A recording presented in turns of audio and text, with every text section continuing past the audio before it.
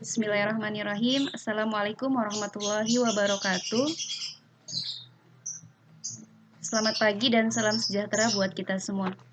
Baik anak-anak bunda,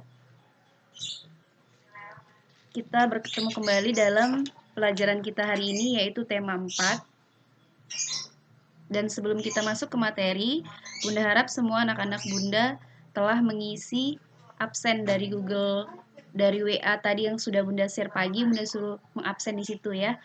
Kemudian sebelum kita memulai pelajaran kita hari ini, ayo sama-sama kita berdoa, dan doa akan dipimpin oleh salah satu peserta didik kepada anak bunda, ya. Winda, kami persilahkan.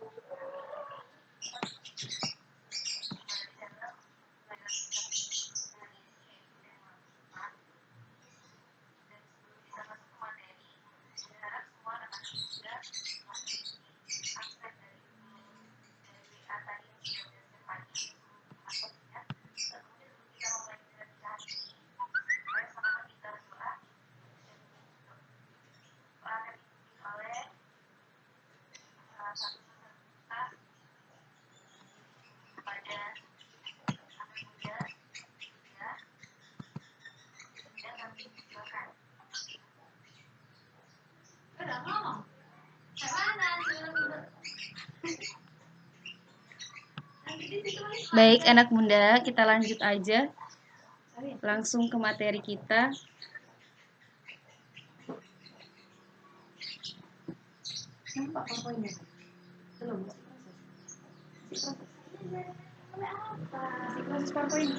Udah.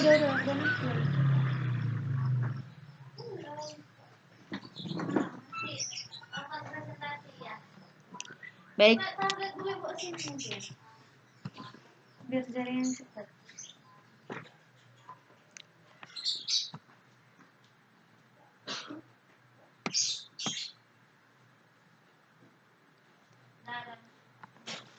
Sudah, anak-anak bunda bisa perhatikan di situ ada contoh kain batik. Kenapa bunda ambil contoh kain batik di situ? Kita kembali kepada pembelajaran kita hari ini, yaitu tema 1 pembelajaran 2, tema 4 subtema 1 pembelajaran 2, di mana situ akan membahas tentang PPKN dan SPDP. Di mana PPKN tersebut menuntut kita untuk kita mengetahui keberagaman ekonomi yang ada di dunia-dunia ini, khususnya di zaman globalisasi sekarang. Oke, dengan mengamati kain batik yang sudah bunda tampilkan ini, bunda harap bisa mengenal, bahkan lebih mengetahui sejauh mana perkembangan dari kain batik, dan akan bunda jelaskan sedikit mengenai kain batik. Di situ adalah pengertian sejarah dan perkembangan batik Nusantara. Ya, jadi batik merupakan budaya yang telah lama berkembang dan dikenal oleh masyarakat Indonesia. Jadi kata batik mempunyai beberapa pengertian. Menurut Hamzur yang berjudul batik klasik, batik merupakan suatu cara untuk memberi hias kain dengan menutupi bagian-bagian itu dengan menggunakan printing. Sudah. Jadi anak bunda, kain ini adalah merupakan kekayaan Indonesia yang mendunia.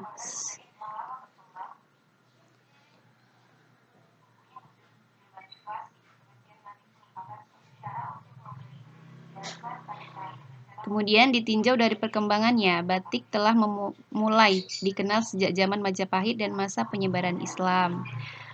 Mojokerto merupakan pusat kerajaan Majapahit, di mana batik telah dikenal pada saat itu. Tulung Agung merupakan kota di Jawa Timur yang juga tercatat dalam sejarah perbatikan. Pada waktu itu, Tulung Agung masih berupa rawa-rawa yang dikenal dengan nama Banorowo, dikuasai oleh Adipati Kalang yang tidak mau tunduk kepada kerajaan Majapahit, sehingga terjadilah aksi polisionil yang dilancarkan oleh Majapahit. Hal ini terjadi karena pada waktu Kantera kolonial Belanda dengan pasukan Pangeran Diponegoro sebagian dari pasukan Kiai Mojo mengundurkan diri ke arah timur di daerah Mayan.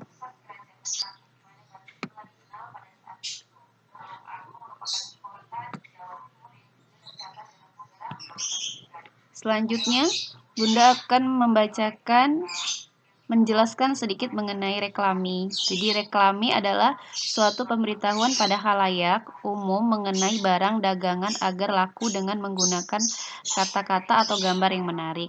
Dalam konteks seni, reklami diartikan sebagai salah satu jenis karya seni rupa yang tujuan utamanya adalah menginformasikan, menganjurkan, mengajak, ataupun menawarkan produk baik itu barang ataupun jasa pada konsumen lewat media visual. Jadi kita harus mengetahui, kita semua harus tahu bahwa tujuan dari reklame itu apa.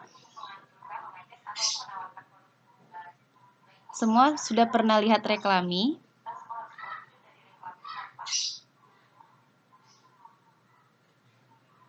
Ya, anak-anak muda pasti sudah pernah melihat TV. Nah, kalau kita melihat layangan televisi, kita melihat sinetron contohnya. Kemudian tiba-tiba ada muncul reklame. Nah, contohnya aja reklame tentang sampo gitu ya kan. Jadi dengan melihat sampo itu, kemudian iklan itu mengenalkan samponya, keunggulan dari sampo tersebut, keunggulan dari produk itu, kita jadi tertarik dan kita ingin membelinya. Itulah jadi tujuan dari reklame itu kelihatan bahwa orang yang menyaksikan dan melihat apa yang direklamkan tersebut menjadi ingin memiliki bahkan ingin mencoba gitu. Jadi reklame itu sendiri banyak macamnya dan banyak jenisnya. Di antaranya iklan. Kemudian spanduk. Spanduk ini biasa yang ditempel-tempel di jalan gitu kan, di pasar-pasar, di pohon-pohon. Kemudian brosur yang biasa dibagi-bagikan dalam bentuk selembaran. Kemudian embalase, poster, baliho, billboard, banner, lepip, blender, kalender, selebaran, dan masih banyak yang lainnya.